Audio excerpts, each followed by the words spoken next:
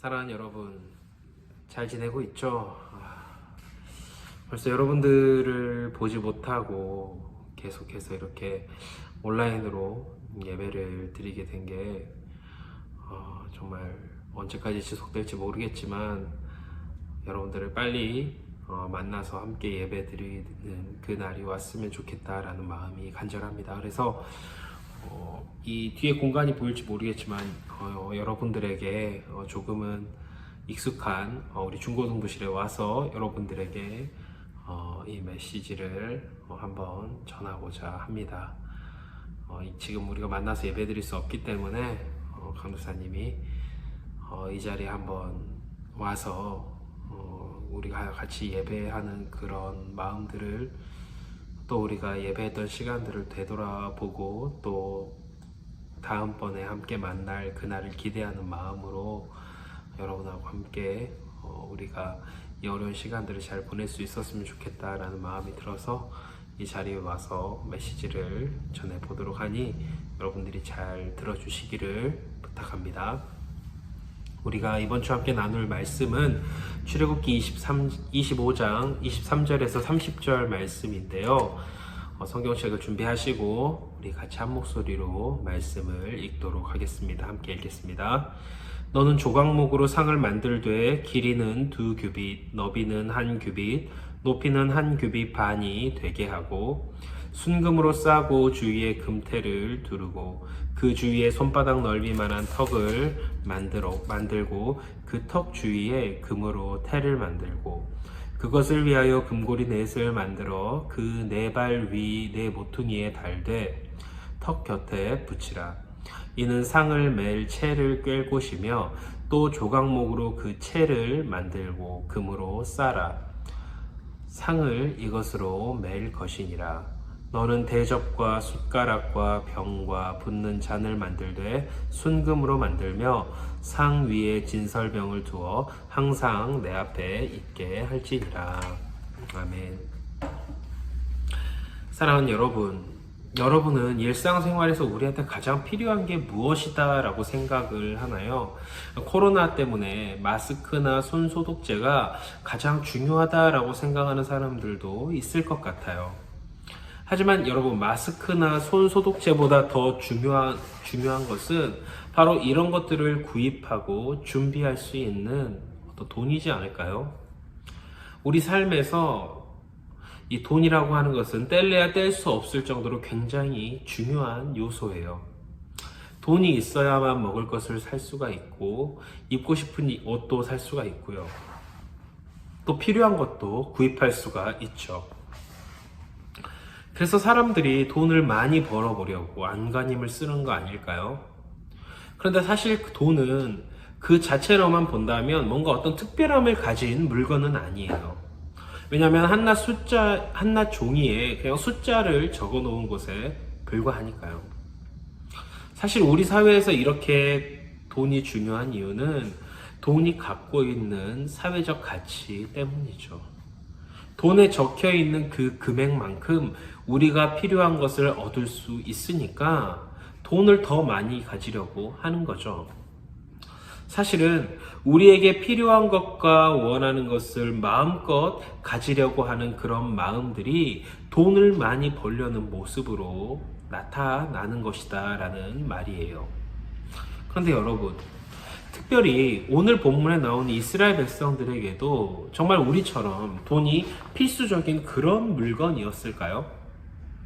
본문에 나오는 이스라엘 백성은 지금 뭐 하고 있죠? 광야 생활을 하고 있는 중이에요. 그러니까 먹을 것이나 마실 물을 구하기가 너무나 어려운 상황이죠. 그리고 항상 돌아다녀야만 해요.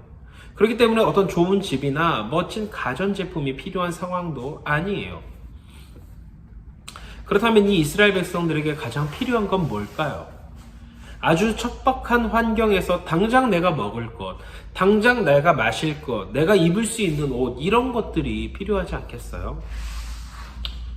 아무리 돈이 많다라고 한들 내가 먹고 싶은 내 먹을거리를 살 수 있는 내가 먹고 싶은 먹을거리를 가지고 있는 사람이 없는데 누구한테 뭘 살 수가 있을까요? 그러니 광야를 지나는 이스라엘 백성들에게 있어서는 돈보다 당장에는 먹을 빵이 더 필요했겠죠. 그런데 하나님은 이스라엘 백성들에게 어떻게 했어요? 먹을 음식을, 만나를 하늘에서 내려주셨어요. 우리가 예전에 배웠잖아요. 그리고 필요한 물도 하나님이 직접 밥 위에서 펑하고 흘러나오게 해주셨어요. 하나님은 이런 방식으로 바로 나만이 너희에게 필요한 것을 공급해주는 유일한 분이다라는 것을 알려주신 거예요. 그런데 여러분, 지금 우리는 하나님이 이스라엘 백성들한테 야, 너네 성막을 만들어 라고 해서 그 하나님이 만들라고 한 성막에 대해서 지금 살펴보고 있는 중이잖아요. 성막은 전에 말했던 것처럼 하나님이 이스라엘 백성들하고 같이 있다, 함께 계신다라고 하는 어떤 증거라고 얘기를 했어요. 그리고 성막은 어떤 여러 가지 기구들과 어떤 장소로 구성이 되는데 우리는 지난 시간에 증거궤라고 하는 것까지 함께 살펴보았죠. 증거궤는 하나님이 이스라엘 백성의 죄를 용서하시고 이스라엘 백성에게 말씀하시는 굉장히 중요한 기구다라고 얘기를 했었어요. 그리고 여러분, 오늘 살펴볼 기구는 진설병을 놓는 상, 간단하게 말하면 그냥 떡상이에요. 아마도 여러분은 강사님이 떡상이라고 하니까 이 제사상에 올라간 어떤 그런 시루떡 같은 것이 올려가 있는 제사상의 모습을 상상할 수 있을지도 모르겠어요. 그런데 하나님이 이스라엘 백성에게 준비해라 라고 말씀하신 이 떡상은 우리가 생각하고 있는 일반적인 제사상과 그 성격이나 담긴 의미가 완전히 다르다라는 거예요. 제사를 드려본 적이 아마 여러분들이 있을까요? 없었을 것 같은데 이 제사를 드려보지 않는 여러분은 잘 모르겠지만 여러분, 제사를 드릴 때에는 보통 떡이라든지 뭐 전이라든지 과일이라든지 이런 먹을거리들을 잔뜩 쌓아놓거든요. 이렇게 하는 이유가 뭐냐면 조상 귀신들이 제삿날 밤에 와가지고 이 음식을 먹고 가라라는 의미에서 이런 제사상을 차려 놓는 거예요. 그런데 여러분, 실제로 귀신이 와가지고 뭐 이 음식을 먹고 가겠어요? 전혀 그런 일이 일어나지 않아요. 그런데도 사람들은 이것을 미신처럼 믿고 조상을 위한답시고 제사상을 차려 놓는 거죠. 그런데 여러분, 하나님이 차려 놓으라 라고 말씀하신 이 떡상은 하나님이 그저 그냥 뭐 떡을 먹고 싶어서 차려 놓으라 라고 말씀하신 게 아니에요. 오히려 이 떡을 먹는 것은 누구냐면 이 성막이라고 하는 하나님이 함께하는 이 공간을 관리하고 이 성막에서 일하는 제사장들이 이 떡을 먹었거든요. 그런데도 떡상을 만들어라 라고 말씀하신 것은 앞서 말한 것처럼 하나님이 이스라엘 백성의 모든 필요를 채워주는 분이야 라는 것을 잊지 말라는 의미에서 하나님은 만들라고 하신 거예요. 하나님은 제사장들이 성막에 들어가서 하나님 말씀을 따라 제사를 드릴 때마다 너희가 이것을 기억했으면 좋겠다라고 생각하셨던 거죠. 그런데 하나님은 여기서 그치지 않고 이 떡상에 올라가는 떡의 양도 엄청나게 많이 만들려고 하셨어요. 왜냐하면 이 떡상에 한번 올리는 이 떡의 양이 사실 30-40명이 충분히 먹을 수 있을 만한 그 어마어마한 양이었거든요. 여러분, 하나님이 그저 단순하게 내가 너희의 필요를 채워주는 분이야 이렇게만 너희가 알고 있어 라고 했다면 굳이 이렇게 많은 떡을 만들라고 하셔가지고 떡을 낭비할 필요가 없었겠죠. 그런데도 하나님이 이렇게 많은 양의 떡을 만들어라 라고 하신 것은 하나님의 채워주시는 것이 얼마나 풍성하고 얼마나 흘러 넘칠 만큼 넉넉한가를 너희가 알아라 라고 하시는 의미에서 이렇게 많이 만들라 하신 거예요.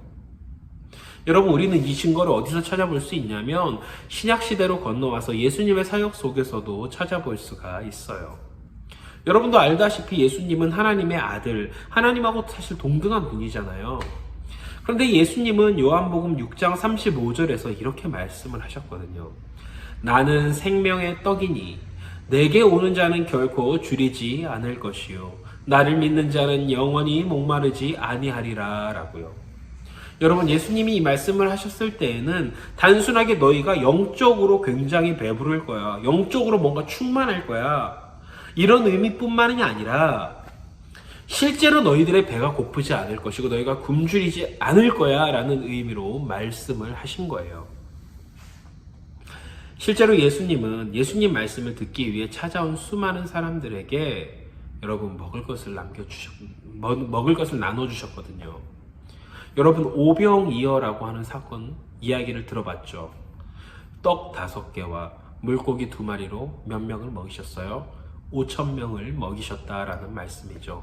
그런데 성경을 살펴보면 이 5,000명이 성인 남자만 해서 5,000명이었다라고 기록하고 있어요. 그러니 여자들과 아이들, 이 어르신들 포함하면 얼마나 됐을까요? 약 2만 명 정도는 되었을 거다라고 추측하는 학자들도 굉장히 많아요. 여러분, 예수님이 이 많은 사람들이 먹을 빵과 물고기를 나눠 주셨는데요, 딱 맞춰서 주시지도 않고 오히려 먹고 남은 것이 12바구니나 될 정도로 풍성하게 나눠졌다라고 말씀을 기록하고 있어요. 여러분, 이게 뭘 말하는 걸까요? 예수님은 우리한테 필요한 것을 주시되 아낌없이 주시고 아버지 또 이 아낌없이 주는 것을 기뻐하시는 분이다라는 것을 말씀해 주고 계시는 거예요. 사랑하는 여러분, 강사님이 여러분하고 나누고 싶은 말씀도 바로 이거예요. 여러분이 예수님을 믿는 하나님의 자녀다라고 한다면 하나님은 여러분의 삶 속에도 이런 풍성함이 있기를 원하신다라는 거예요. 단순히 여러분이 돈 많이 벌거나 부자 되는 걸 원해, 이런 말이 아니라 하나님은 여러분에게 필요한 것이 무엇인지를 정확하게 아시기 때문에 필요한 것을 분명한 때에 맞춰서 반드시 풍성하게 채워 주실 것이다 라는 이야기인 거죠. 사랑하는 여러분, 지금 우리가 살고 있는 이 세상은 우리한테 편안함을 줘요, 안정감을 줘요, 그런 부분도 있지만 사실 걱정과 염려도 너무나 많이 안겨주는 세상이잖아요. 여러분, 풍족하게 내가 원하는 것을 내 마음대로 막 누리면서 사는 게 점점 더 어려워지고 있어요. 단적인 예로 우리가 지금 이렇게 마스크를 벗고 그냥 맑은 공기를 내 마음껏 들이마시는 것조차 굉장히 불안한 세상이 여러분 되어버렸잖아요. 물론 여러분들은 부모님이 필요한 것들을 채워주고 있기 때문에 이런 걱정이 크게 와닿지 않을 수도 있겠지만, 그렇다고 여러분이 필요로 하는 것을 부모님이 완벽하게 채워주실 수 있을까요? 그렇지 않다라는 건 여러분도 잘 알고 있잖아요. 부모님도 한계를 가진 사람이기 때문에 부족함이 있을 수밖에 없고 완벽하지 못할 수밖에 없는 거예요. 그럼에도 우리가 불안해하거나 여러분 두려워하거나 염려할 필요가 없는 것은 하나님이 모든 어려움을 뛰어넘어서 우리 삶에 필요한 모든 것들을 다 채워주실 것이기 때문이에요. 하나님은 우리 부모님의 필요도 또 우리의 필요도 모두 다 채워주실 수가 있고요, 우리의 필요 그 이상으로 넉넉하게 채워주시는 그런 분이셔요. 강사님은 여러분이 풍성하게 채워주시는 이 하나님의 은혜와 사랑을 깊이 좀 경험해 보았으면 좋겠다라는 마음이 들어요. 지금 우리가 살고 있는 세상이 그렇게 쉽지만은 않으니까, 편안하지만은 않으니까 광야처럼 불편한 것들이 곳곳에 있잖아요. 필요한 것을 구하기가 어려울 때에, 나에게 어려움이 생겨서 도움이 필요한데 어떻게 해야 할지 모를 때에 지금 여러분들이 있는 자리에서 하나님을 바라보고 하나님께 한번 구해보세요. 하나님은 여러분이 하나님께 여러분의 필요를 말씀드리고 구하기를 원하셔요. 사랑이 많고 긍휼이 풍성하신 하나님은 하나님 백성의 필요를 채워주시고 넉넉하게 공급해 주시는 것을 기뻐하시기 때문에 바라기는 이 어려운 상황 속에서도 하나님이 여러분의 삶과 생활과 진로에 필요한 모든 것들을 풍성하게 공급해 주셔서 여러분이 지금 우리와 함께 하시는 하나님을 더욱 여러분의 삶 속에서 깊이 경험할 수 있기를 예수님의 이름으로 축복합니다. 함께 기도할게요. 사랑과 은혜가 풍성하신 아버지 하나님, 우리가 언제 모여서 다시 예배할 수 있을지 알지 못하지만 하나님, 우리가 함께 모여서 예배하는 그 시간을 소망하오니 하나님 속히 그날이 오게 하시고, 하나님, 우리 사랑하는 학생들이 아버지 어려운 환경 속에서도 또 고등학교 진학과 대학교 진학을 위하여서 아버지 열심히 공부하고 있는 중에 있습니다.